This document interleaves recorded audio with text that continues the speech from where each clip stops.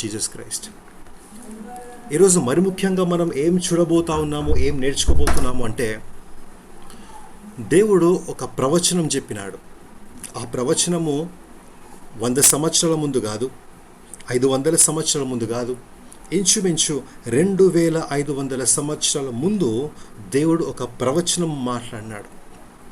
అద్భుతమైన విషయం ఏంటంటే, ఆ ప్రవచనము మన కాలంలో నెరవేర్చబడింది. ఆయన నామంకి మహిమా స్తోత్రం కలుగును గాక.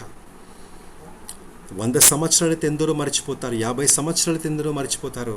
ఈరోజు ఆ ప్రవచనం ధ్యానిస్తుంటే మనకు అర్థం కావాలా, అరే మన దేవుడు ఎంత గొప్పవాడు, మన దేవుడు ఎంత మహిమగలవాడు, కాలానికి మించినవాడు, సమయానికి మించినవాడు, ఆయన లాంటివాడు ఎవరు లేరు అనే బలమైన తలంపు, అనే బలము మన హృదయాల్లో మనమందరం పొందుకోవాలా. ఆమేన్. దాని తర్వాత ఇశ్రాయేల్ దేశంలో కొన్ని ఆలయాలు ఉండే. ఆలయాలు ఏమైనాయి? ఇప్పుడు ఇశ్రాయేల్ దేశంలో వాళ్ళు ఒక 3వ ఆలయం కడతా ఉన్నారు. ఎందుకు కడతా ఉన్నారు అనే విషయాన్ని మనము ధ్యానించుకోబోతా ఉన్నాము. గమనించండి సహోదరుడ సహోదరి, ఈ రెండు కూడా క్రీస్తు రాకడకు సూచిస్తున్న ప్రవచనాలు. యేసే రాకడను సూచిస్తున్న ప్రవచనాలు, సూచనలు ఇవి. అందుకనే మనము ధ్యానించుకోబోతా ఉన్నాము. హల్లెలూయా. మొట్టమొదటిగా ఆ ప్రవచనం వైపు మిమ్మల్ని తీసుకెళ్ళాలని ఆశపడతా ఉన్నాను. యెహెజ్కేలు గ్రంథము 37వ అధ్యాయము 11 నుంచి 14 వచనాలు దయచేసి చదివి సహాయం చేయండి. ఎజెకియల్ 37:11-14.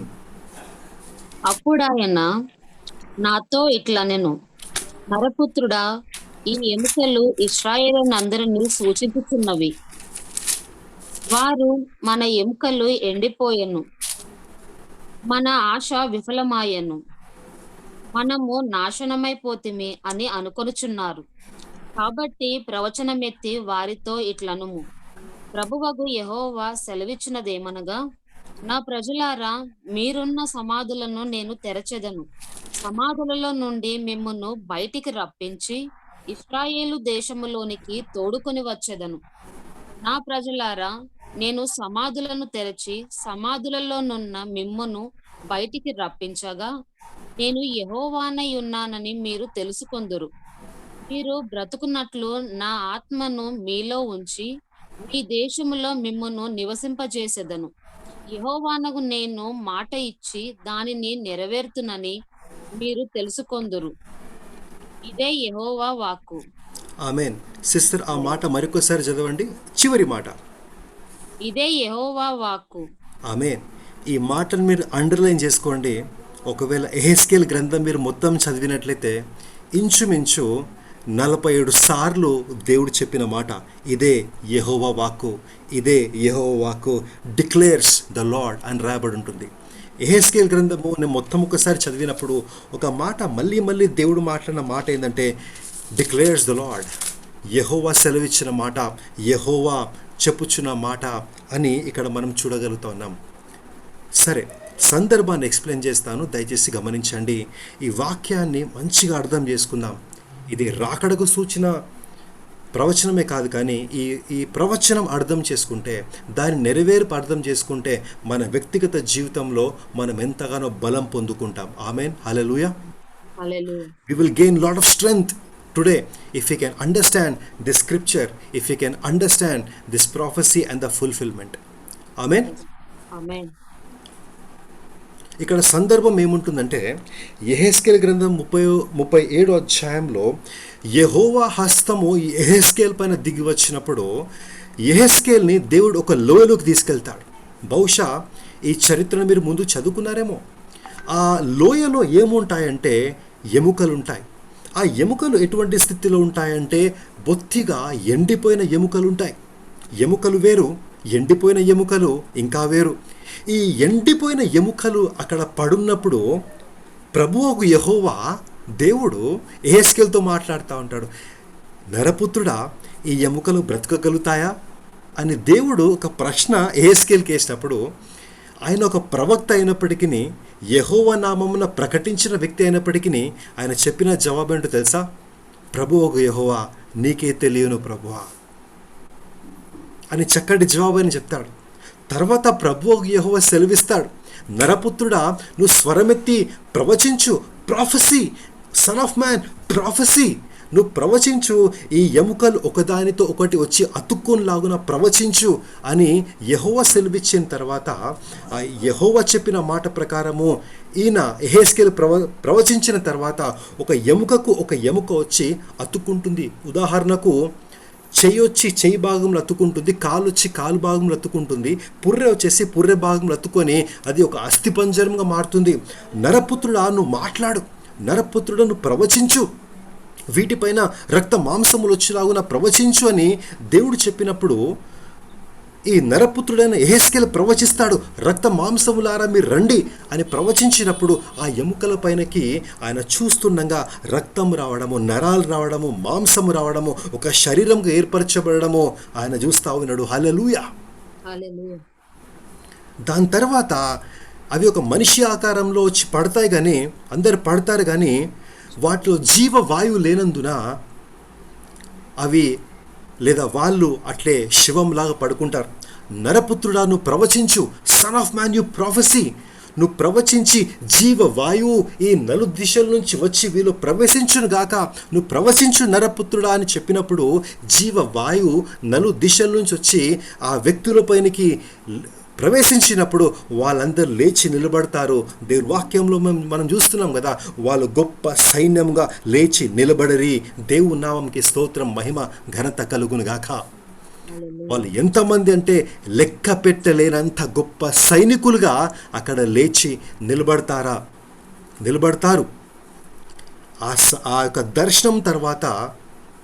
దర్శనం తర్వాత దేవుడు ఈ రకంగా మాట్లాడుతూ ఉన్నాడు యెహెజ్కేలుతో.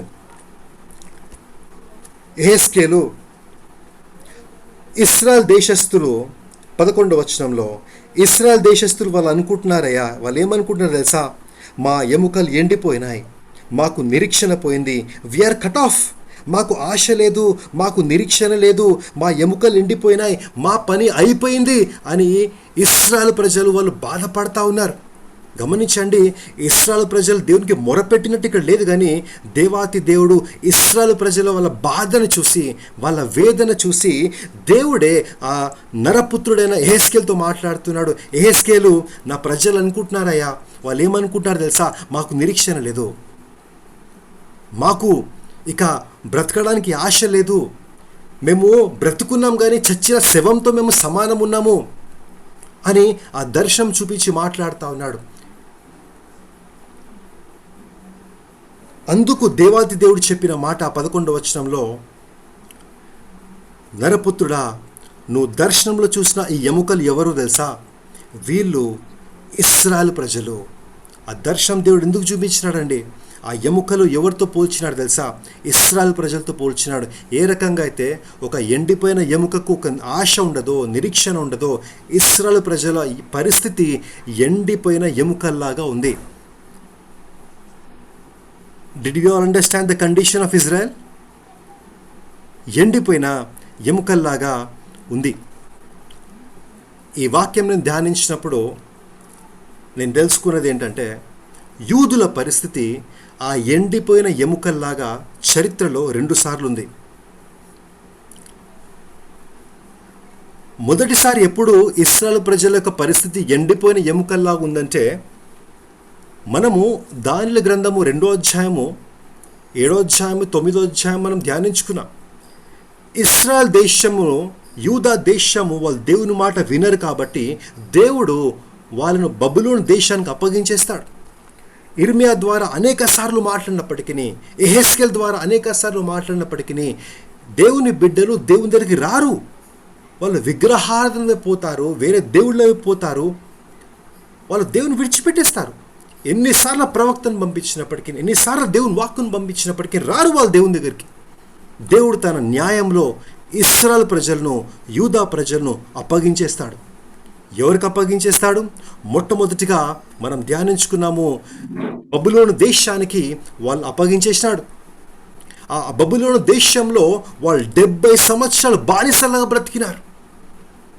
బహుశా ఆ 70 సంవత్సరాల్లో బానిసల్లాగా బతుకుతున్నప్పుడు వాళ్ళు అనుకుంటా ఉన్నారేమో, ప్రభువా మా నిరీక్షణ పోయింది, మా బిడ్డలు ఇక్కడ వాళ్ళు దాసులాగా బ్రతుకుతా ఉన్నారు, మా బిడ్డలను, మా భార్యలను, మా భర్తలను ఎత్తుకొని వెళ్ళిపోతే మేము చాతగానిలాగా ఉన్నాము ప్రభువా, మేము బ్రతుకున్నాం కానీ చచ్చిన శవాలతో మేము సమానము అని యూదా దేశస్తులు వాళ్ళు బాధపడతా ఉన్నారు. తర్వాత 70 సంవత్సరాల తర్వాత వాళ్ళు తిరిగి వస్తారు. ఇశ్రాయేల్ ప్రజలు తిరిగి వస్తారు కానీ మళ్ళీ వాళ్ళు పరిషత్ దేశం కింద వాళ్ళు బతుకుతారు. ఒక ప్రాముఖ్యమైన విషయం గమనించండి. ఇశ్రాయేలు అనే దేశం ఉండింది, యూదా అనే దేశం ఉండింది. సొలొమోన్ రాజు పరిపాలన చేసినప్పుడు ఆ దేశం ఉండింది, దావీదు పరిపాలన చేసినప్పుడు ఆ దేశం ఉండింది. కానీ ఎప్పుడైతే బబులోను దేశం వచ్చి ఆక్రమించుకుందో అప్పుడు బొత్తిగా దేశం నాశనం చేస్తారు వాళ్ళు, యెరూషలేం తగలబెడతారు వాళ్ళు. తర్వాత ఈ ఇశ్రాయేల్ ప్రజలు మీడో పరిషత్ దేశము ద్వారా వాళ్ళు ఏలుబడి చేయబడతారు. తర్వాత గ్రీకు దేశస్తుల ద్వారా వాళ్ళు ఏలుబడి చేయబడతారు. తర్వాత రోమియోల ద్వారా వాళ్ళు ఏలుబడి చేయబడతారు. మీకు సంగతి తెలుసా? బబులోను దేశము నెబుకద్నెజర్ రాజు ఎప్పుడైతే ఇశ్రాయేల్ ప్రజల్ని ఆక్రమించుకొని దాన్ని బొత్తిగా నాశనం చేసినాడో ఆ రోజు నుంచి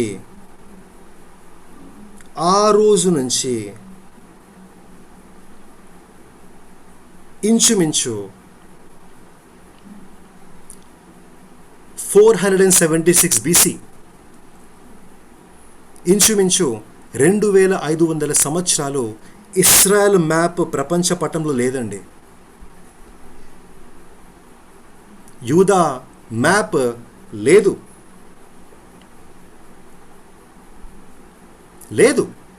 వాళ్ళు ఎప్పుడు ఎవరో ఒకరి కింద బ్రతికినారు కానీ వాళ్ళకు సొంత దేశం అంటూ, సొంత ప్రాంతం అంటూ లేకుండా వాళ్ళకు. అది మొదటిది. తర్వాత మీకు అందరికీ తెలుసు హాలోకాస్ట్. హిట్లర్ ఎన్నో లక్షల మందిని గ్యాస్ ఛాంబర్లలో పెట్టి చంపినాడు. వాళ్ళందరూ ఎవరో తెలుసా? యూదులు. రోమియోలు పరిపాలన చేసిన తర్వాత ఇశ్రాయేల్ దేశస్తులను రోమియోలు చెరలోనికి తీసుకుని వెళ్ళిపోతారు. మళ్ళీ మీరు స్క్రీన్లో చూస్తున్నట్లయితే జర్మనీలో 5,65,000, డెన్మార్క్లో 6,000, పోలాండ్లో 3 lakhs. ఏ నంబర్ అయితే ఉందో ఆ నంబర్ ఏందో తెలుసా? మొదటి ప్రపంచ యుద్ధం కంటే ముందు యూదులు, దేవుని బిడ్డలు అట్లా స్కాటర్ అయిపోయినారు వాళ్ళు ప్రపంచమంతటా. కొన్ని లక్షల యూదులు అట్లా ప్రపంచమంతా స్కాటర్ అయిపోతారు వాళ్ళు. Please listen to what I'm saying. అట్లా వాళ్ళు స్కాటర్ అయిపోయినప్పుడు మొదటి ప్రపంచ యుద్ధంలో హిట్లర్ యూదుల పట్ల భయంకరమైన కుట్ర కుతంత్రము చేసి గ్యాస్ ఛాంబర్లో కొన్ని లక్షల యూదుల్ని చంపిన సంగతి మనకు తెలుసు. ఇంచుమించు మీకు తెలుసా హిట్లర్ ఎంతమంది యూదుల్ని చంపినాడు? Can you guess? Can you just type in the text box how many Jews Hitler might have killed? Why is it important? Yes, it is important because Jews, they are the child of God. They are children of God. Jews, they are children of God. Israel, they are children of God. How many Jews, Israelites were killed during that Holocaust? I'm asking you.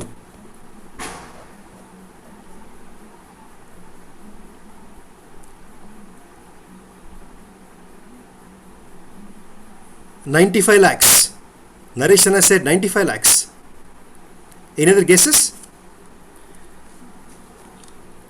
దేవుని చిత్తం అయితే దాని మీద తర్వాత ఒక session తీసుకుంటాను నేను.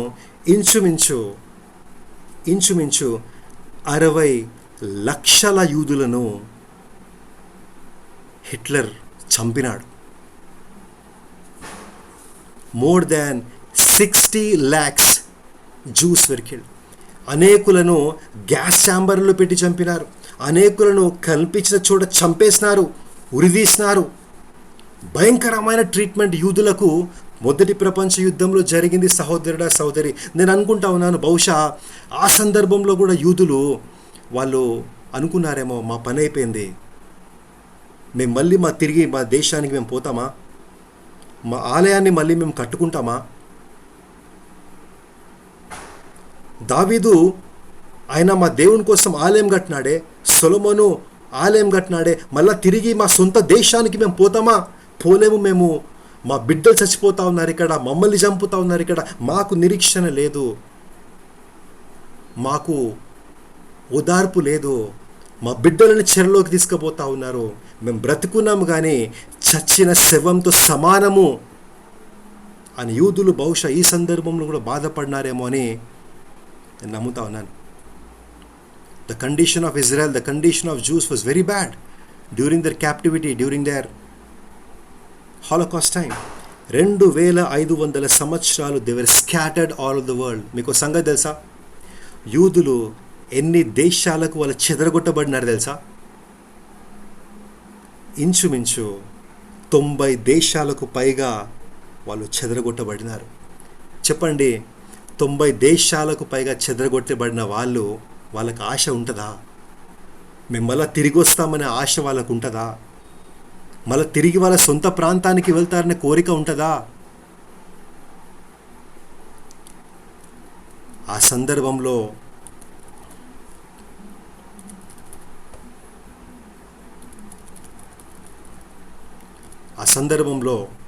వాళ్ళు అనుకుంటున్నారు, మా ఎముకలు ఎండిపోయినాయి, మాకు నిరీక్షణ లేదు, మాకిక ఓదార్పు లేదని ఇశ్రాయేలు ప్రజలు తమలో తాము అనుకుంటున్నప్పుడే యెహెజ్కేలుతో దేవుడు ఆ బబులోను చెరలోనికి పోకముందే, ఆ హాలోకాస్ట్ రాకముందే దేవుడు మాట్లాడుతూ ఉన్నాడు. ఏమని మాట్లాడినాడు తెలుసా? దేవుడు 12వ వచనం, I love it when God speaks.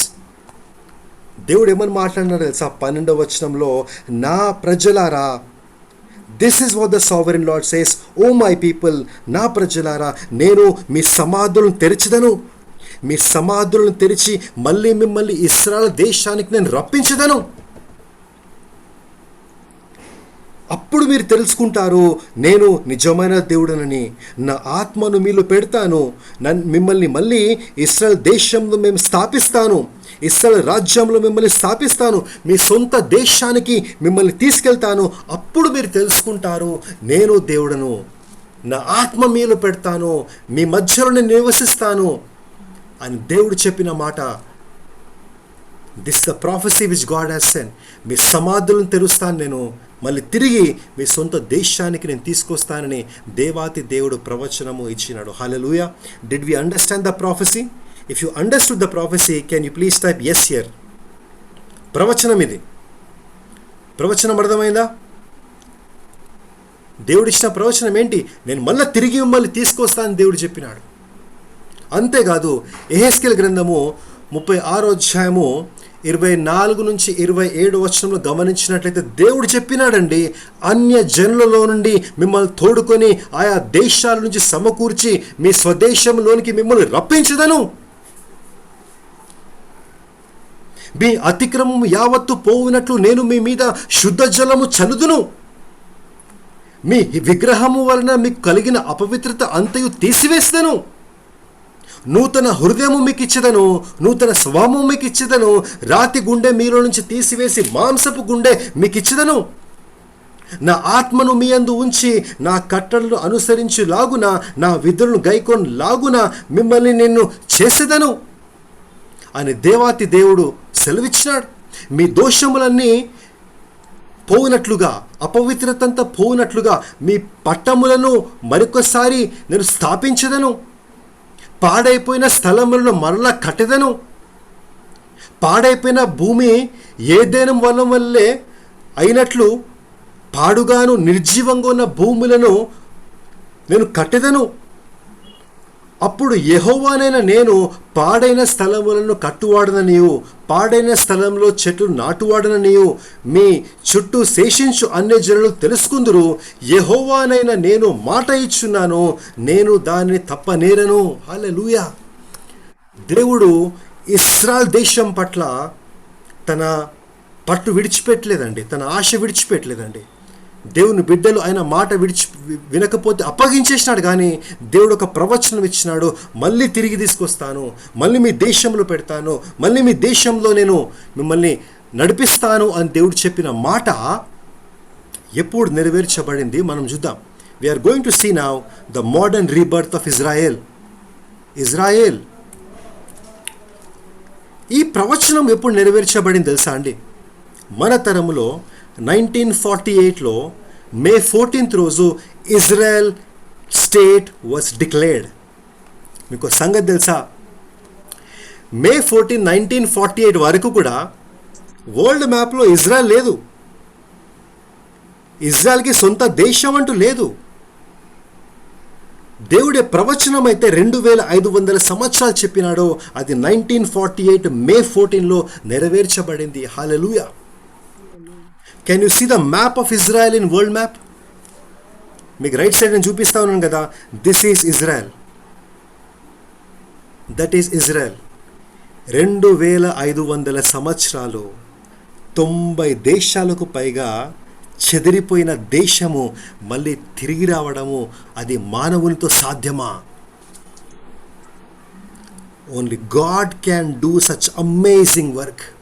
కేవలము దేవుడు మాత్రమే ఆ గొప్ప కార్యము చేయగలుగుతాడు. ఆయన్నే చేసి ఉన్నాడు. హల్లెలూయా, హల్లెలూయా.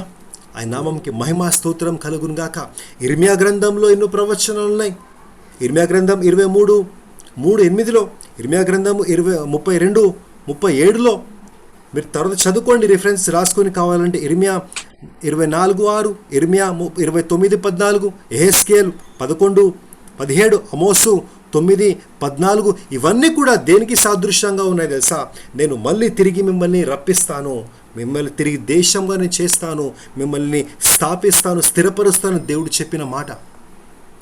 ప్రపంచం మ్యాప్లో, ఇన్ వరల్డ్ మ్యాప్లో, can you see where is Israel?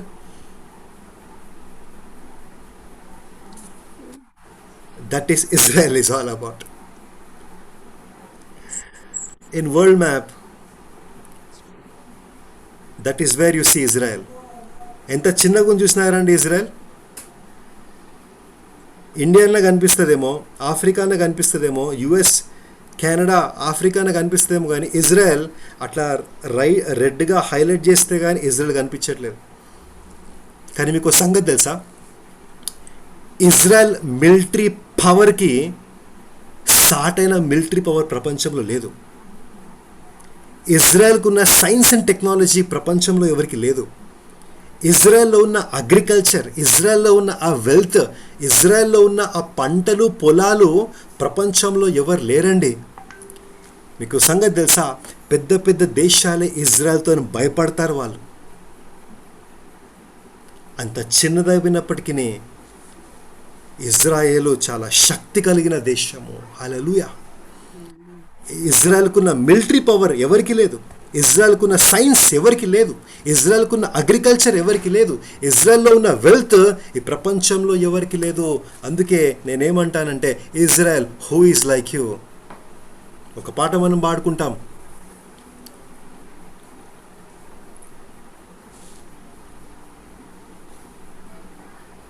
ఓ ఇజ్రాయేలు విను, నీ భాగ్యమెంత గొప్పది. ఓ ఇశ్రాయేలు విను, నీ భాగ్యమెంత గొప్పది. యెహోవా రక్షించిన నిన్ను బోలిన వారెవరు? యెహోవా రక్షించిన నిన్ను బోలిన వారెవరు? శక్తి చేత కాదనెను. Amen. Hallelujah. What I want to tell you is this. 2500 సంవత్సరాలు ఒక దేశం చెదిరిపోయింది. 90 దేశాలకు పైగా ఆ దేశము మళ్ళీ సమకూర్చబడింది. ఆ దేశాన్ని దేవుడు స్థాపిస్తూ ఉన్నాడు. ఆ దేశాన్ని దేవుడు నాటుతూ ఉన్నాడు. ఆ దేశంలో ఉన్న టెక్నాలజీని దేవుడు దీవిస్తూ ఉన్నాడు. ఆ దేశంలో ఉన్న అగ్రికల్చర్ వెల్త్ అన్నిటినీ దేవుడు దీవిస్తూ ఉన్నాడు. తాను చెప్పిన మాట దేవుడు నెరవేరుస్తూ ఉన్నాడు. హల్లెలూయా. ఇది మన వ్యక్తిగత జీవితంలో మనం ఎలా అర్థం చేసుకోవాలంటే, సహోదరుడా సహోదరి, నీ జీవితంలో దేవుడు మన వాగ్దానం ఇచ్చినాడా నీకు? బహుశా అది నెరవేరలేదే అని ఆయాసపడుతున్నావా? అని బాధపడుతున్నావా? The Lord is encouraging this evening. ఒక దేశం పట్ల 2500 సంవత్సరాల ముందు నేను చెప్పిన మాట నెరవేర్చిన వాడిని నీ జీవితంలో నెరవేర్చనా?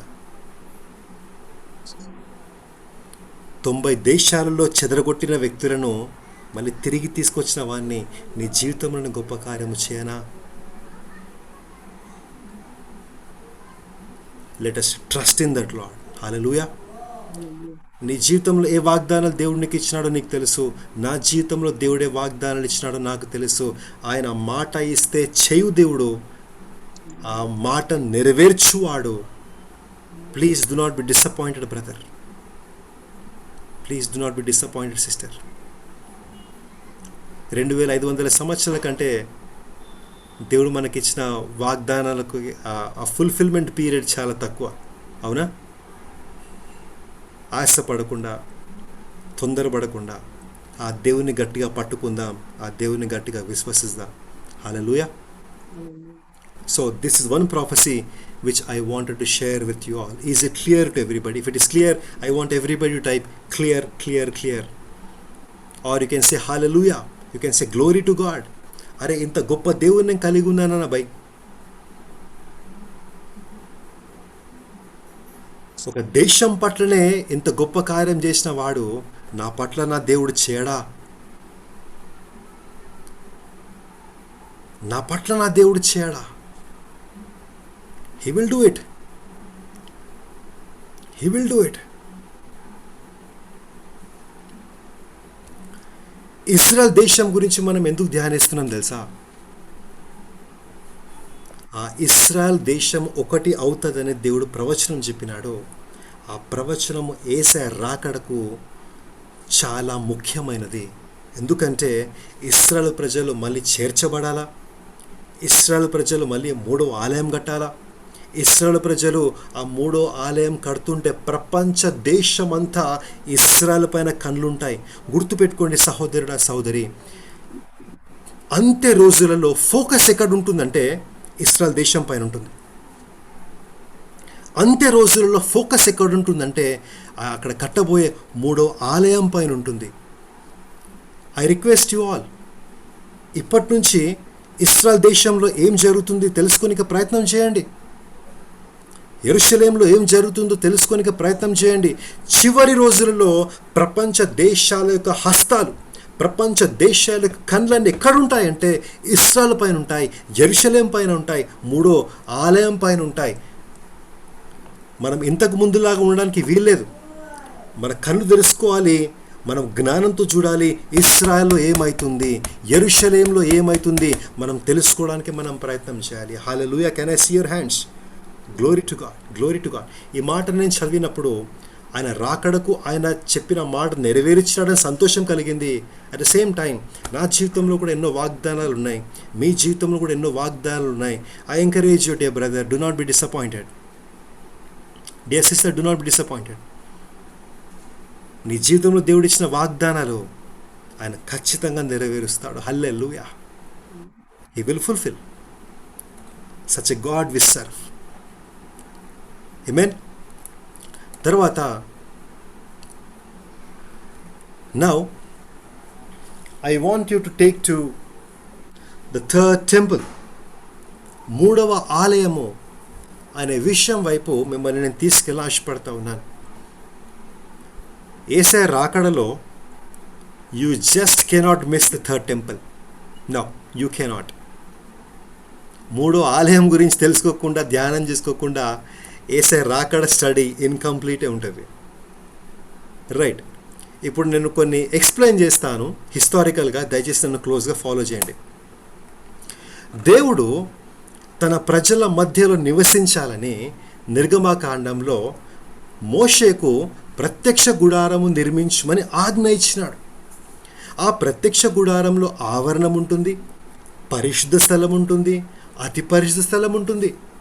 ఆవరణంలో కొన్ని వస్తువులు ఉంటాయి, పరిశుద్ధ స్థలంలో కొన్ని వస్తువులు ఉంటాయి. పరిశుద్ధ స్థలానికి అతి పరిశుద్ధ స్థలానికి మధ్యలో ఒక తెర ఉంటుంది. అతి పరిశుద్ధ స్థలంలో దేవుని నిబంధన మందసం ఉంటుంది. ప్రధాన యాజకుడు సంవత్సరానికి ఒకసారి ఆయన పాపాల గురించి, ప్రజల పాపాల గురించి ఆయన బలి అర్పించి ఆ రక్తాన్ని తీసుకెళ్ళి ఆ నిబంధన మందసము పైన కరుణాపీఠము పైన ప్రోక్షించినప్పుడు దేవుని మహిమ, దేవుని వెలుగు ఆ రకంగా దిగి వస్తుండే పాత నిబంధన గ్రంథంలో. That is called as a tabernacle. ప్రత్యక్ష గుడారము అనే నిర్గమకాండంలో మనం చూస్తూ ఉన్నాం. ఈ రకంగా మీరు చూసినట్లయితే ఆ ప్రత్యక్ష గుడారం గురించి నిర్గమకాండము 35 అధ్యాయం నుంచి 40 వరకు దేవుడు మోషేకు ఆజ్ఞాపించినాడు. ఆ ప్రత్యక్ష గుడారం ఏ రకంగా ఉండాలి, ఎంత పొడవు ఉండాలి, ఎంత వెడల్పు ఉండాలి. ఆ ప్రత్యక్ష గుడారంలో గంగాళం ఉండాలి, బలిపీఠం ఉండాలి, దీపస్తంభం ఉండాలి, ధూప నైవేద్యపు బల్ల ఉండాలి, రొట్టెలు పెట్టుకునే బల్ల ఉండాలి, నిబంధన మందసం ఉండాలి. ఇవన్నీ కూడా దేంతో తయారు చేయాలి, ఎంత బంగారం వాడాలి, ఎంత చెక్క వాడాలి, ఎంత నీళ్లను వాడాలి, ఏ రకమైన వస్తువులను వాడాలి అని దేవుడు మోషేకు స్పష్టంగా చెప్పినాడు. దేవుడు మోషేకు చెప్పిన విధముగా మోషే అవన్నీ జరిగించినట్లుగా నిర్గమకాండం అంతా మనం చూస్తూ ఉంటాం. This was the order of the temple in the days of ఎక్సరస్. ఎడారిలో ప్రయాణం చేస్తున్నప్పుడు దేవుడు ఈ మోడల్ని ఇశ్రాయేలు ప్రజలకు ఇచ్చినాడు. మీరు చూస్తున్నారు కదా, ఆ ప్రత్యక్ష గుడారం మధ్యలో ఉంటుంది. ఆ ప్రత్యక్ష గుడారం చుట్టూ దేవుని బిడ్డలు ఉంటారు. ఆ మహిమను మీరు చూస్తున్నారా, ఆ వెలుగును మీరు చూస్తున్నారా, దాన్ని షకీనా మేఘం అంటారు. దేవుని మహిమ అది ఆ రకంగా దిగి వస్తుండే ఆ రోజుల్లో. And let me tell you, that is the most beautiful sight in night one can see. అద్భుతమైన దృశ్యం అది. ఈ రకంగా దేవుడు తన మధ్యలో, తన బిడ్డల మధ్యలో ఉండేవాడు. మీకు ఎక్స్ప్లెయిన్ చేస్తాను కదా నేను. ఇక్కడ బలిపీఠం ఉంటుంది, గంగాళం ఉంటుంది, ఇదంతా ఆవరణము.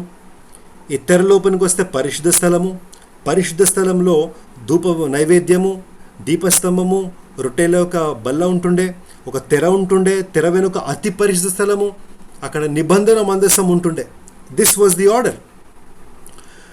దేవుని నిబంధన మందసము, దేవుని గుడారము, అట్లా గుడారంలో ఉంటే దావీదు అనే రాజు ఆయన బాధపడతాడు. అరే, నేనేమో ఆలయంలో ఉన్నాను, నేనేమో మంచి భవనంలో ఉన్నాను, చాలా కాస్ట్లీ ప్యాలెస్లో ఉన్నాను, కానీ నా దేవుని ఆలయం గుడారాల్లో ఉందని చెప్పేసి ఆయన బాధపడుతూ ఆయన ఏమంటాడంటే, నా దేవుని కోసం నేను ఒక ఆలయం కడతాను అని ఆయన అభిలాషిస్తాడు. ఒక కోరిక ఆయన తలంస్తాడు. కానీ దేవుడు ఆయన కోరికను ఆశీర్వదించినాడు. ఆయన కోరికను ఓకే అని చెప్పినాడు. నాతాను ప్రవక్త కూడా సరే చేయని చెప్పినాడు. కానీ దేవుడు తన ఆలయంను కట్టడానికి తన కుమారుడైన సొలొమోన్ని ఎన్నుకుంటాడు. సొలొమోను ఇంచుమించు 13 సంవత్సరాలు, దయచేసి వినండి, 13 సంవత్సరాలు కొన్ని టన్నుల బంగారము, కొన్ని టన్నుల సిల్వర్, కొన్ని టన్నుల పెద్ద పెద్ద రాళ్ళు తీసుకొచ్చి 13 సంవత్సరాలు కష్టపడి ఒక అద్భుతమైన ఆలయాన్ని దేవుని కోసం నిర్మిస్తాడు. That is the most magnificent temple a king has built on earth for our God. That is an amazing temple. Amazing temple. మీరు చూస్తున్న పిక్చర్ సోలమన్ టెంపుల్ యొక్క ఎగ్జాంపుల్. ముందు దేవుడు ఈ ప్రత్యక్ష గుడారంలో నివసించేవాడు. దావీదు ఒక ఆలయం కడదాం అనుకొని తలంస్తున్నప్పుడు దేవుడు సొలొమోను ద్వారా ఈ ఆలయాన్ని నిర్మించుకుంటాడు. కానీ మనం ధ్యానించుకున్నాం కదా, నెబుకద్నెజర్ రాజు ఇశ్రాయేలు పైన దండెత్తి వచ్చినప్పుడు, యెరూషలేం పైన దండెత్తి వచ్చినప్పుడు యెరూషలేంని జయిస్తాడు, ఇశ్రాయేలు ప్రజలు జయిస్తాడు. ఈ ఆలయాన్ని బొత్తిగా ఆయన పడగొట్టేస్తాడు, ఆయన కాల్చేస్తాడు, ఆయన నాశనం చేస్తాడు. The first temple in Bible was built by King Solomon, and the first temple in Bible was demolished, destroyed by King Nebuchadnezzar. ఆ బబులోను దేశస్థుడైన నెబుకద్నెజర్ ద్వారా ఈ ఆలయము కాల్చబడుతుంది, దహించివేయబడుతుంది, పడగొట్టబడుతుంది. తర్వాత ఇశ్రాయేలు ప్రజలందరూ చెరలోనికి వెళ్ళిపోయిన తర్వాత 70 సంవత్సరాల తర్వాత మళ్ళీ వాళ్ళు తిరిగి వస్తారు. 70 సంవత్సరాల తర్వాత వాళ్ళు తిరిగి వచ్చిన తర్వాత హెరోద్ ఆయన రాజు ఆధీనంలో వీళ్ళు మళ్ళీ ఆ ఆలయాన్ని తిరిగి కట్టుకుంటారు. వీళ్ళు ఇశ్రాయేలు ప్రజలు ఆ హేరోజు రాజు ఆధ్వర్యంలో అటువంటి సొలొమోన్ రాజు కట్టించిన ఆ అద్భుతమైన ఆలయం లాంటి ఇంకొక ఆలయాన్ని ఇశ్రాయేల్ ప్రజలు వాళ్ళు నిర్మించుకుంటారు. కానీ సొలొమోన్ రాజు అంత అద్భుతంగా కాదు, కానీ ఈ ఆలయము కూడా చాలా అద్భుతంగానే ఉండనని చరిత్రకారులు చెప్తా ఉంటారు.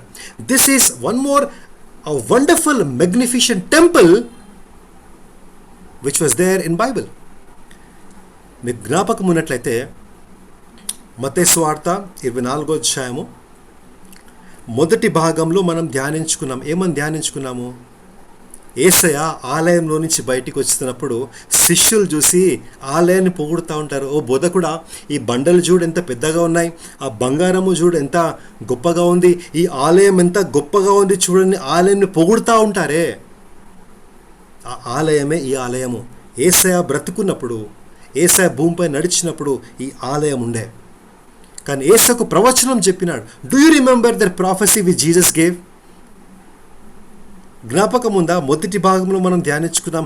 ఎవరికన్నా జ్ఞాపకం ఉందా యేసు ప్రభు చెప్పిన ప్రవచనం ఈ ఆలయం గురించి?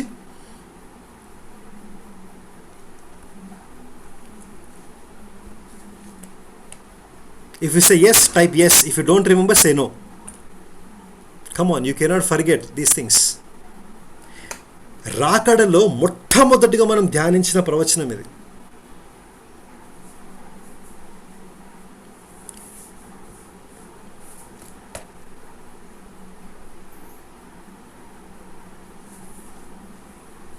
So what is that prophecy, brother? Can someone tell me what was that prophecy Jesus prophesied?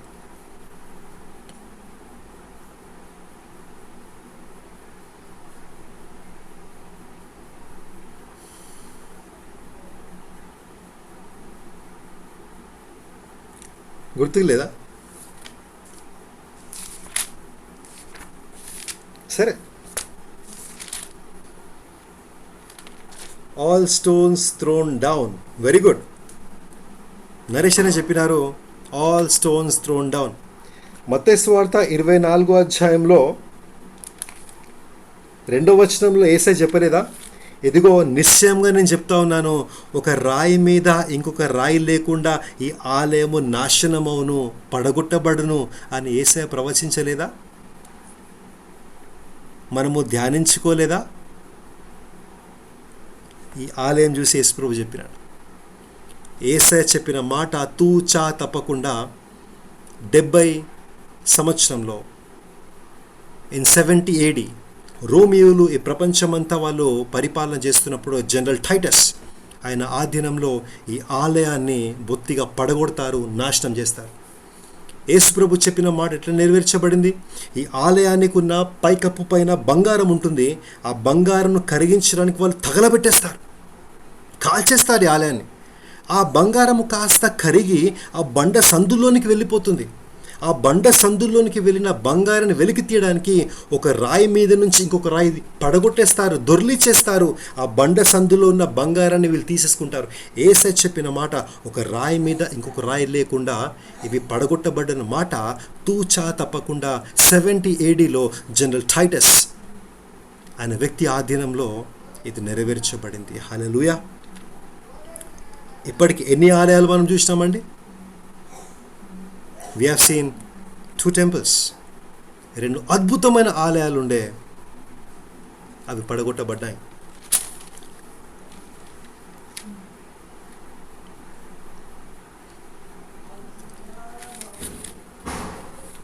మీకు సంగతి తెలుసా?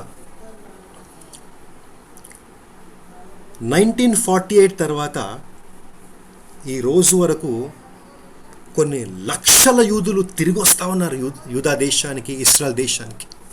You know why? They want to build their third temple. ఆ చెదరగొట్టబడిన యూదులు అమెరికా, ఆఫ్రికా, మిడిల్ ఈస్ట్లో చెదరగొట్టబడిన యూదులు వాళ్ళు ఎక్కడ ఉన్నప్పటికీ వాళ్ళు దీవించబడినారు. తెలుసా మీకు ఆ సంగతి? దేవుని బిడ్డలకు ఉన్న గొప్ప నిరీక్షణ ఏంటంటే వాళ్ళు ఎంతగా చెదరగొట్టబడినా కానీ దేవుని కనికరం ఎక్కడో ఒక్కడ వాళ్ళపైన ఉంటుంది, లేకపోతే నాశనం అయిపోతుండే వాళ్ళందరూ. వాళ్ళు ఎక్కడ ఉన్నప్పటికీ హిట్లర్ 60 లక్షల యూదుల్ని చంపినప్పటికీ ఎవరైతే మిగిలి ఉన్నారో దేవుడు వాళ్ళని దీవించినాడండి, దేవుడు వాళ్ళని ఆశీర్వదించినారు. వాళ్ళు తిరిగి వస్తున్నప్పుడు వాళ్ళు సంపాదించుకున్న బంగారం తీసుకొస్తా ఉన్నారు, వాళ్ళు సంపాదించుకున్న వెండి తీసుకొస్తా ఉన్నారు. ఎందుకు తెలుసా? వాళ్ళ 3వ ఆలయం కట్టడానికి. సహోదరుడా, సహోదరి, ఇస్రాయల్లో ఒక ఆర్గనైజేషన్ ఉంది, దాని పేరు ద టెంపుల్ ఇన్స్టిట్యూట్.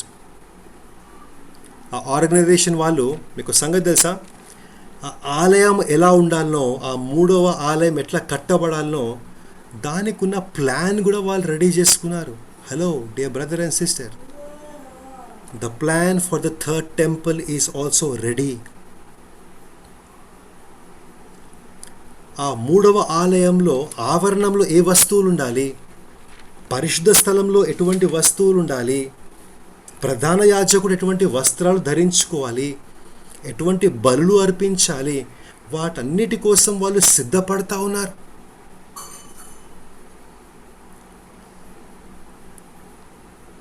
ఒకానొక న్యూస్లో నేను చదివినప్పుడు నాకు చాలా ఆశ్చర్యం అనిపించింది. అదేమన్నారంటే 1948 తర్వాత ఎన్నో లక్షల యూదులు ఇస్రాయల్ దేశానికి తిరిగి వస్తూ ఉన్నారు. కానీ 2014 తర్వాత ఇస్రాయల్ ప్రజలు ఆయా దేశాల నుంచి తిరిగి వచ్చే సంఖ్య ఎంతవరకు పెరిగింది తెలుసా? 70% పెరిగిందంట. ఒక ఆవిడ మంచి మాట అంటది. ఏమంటది తెలుసా? ఎయిర్పోర్ట్లో మీరు ఎందుకు ఇంత సంతోషంగా ఉన్నారంటే ఆమె ఏమంటది తెలుసా? ఇట్లా ఒక జనాంగము ఇన్ని వేల సంవత్సరాలు వేరే దేశాలకి చెదిరిపోయి మళ్ళీ తిరిగి రావడము చరిత్రలో జరగలేదు, ఇది మొట్టమొదటిసారి జరుగుతుంది. ఆమె ఏమన్నా తెలుసా? ఈ రోజు వస్తుందని యెషయా ప్రవచించినాడు, ఈ రోజు వస్తుందని యెహెజ్కేలు ప్రవచించినాడు, ఈ రోజు వస్తుందని ఇర్మియా ప్రవచించినాడు, ఈ రోజు వస్తుందని ఆమోస్ ప్రవచించినాడు. ఆ ప్రవచన నెరవేర్పు రోజుల్లో మేము ఉన్నాము, అందుని బట్టి మేము సంతోషిస్తున్నాము, అందుని బట్టి మేము ఆనందిస్తున్నాము అని యూదులు వాళ్ళ ఆనందాన్ని వ్యక్తపరుస్తూ ఉన్నారు. హల్లెలూయా. But the name of the Lord be praised. But the name of the Lord be praised. Hallelujah. May the name of the Lord be praised.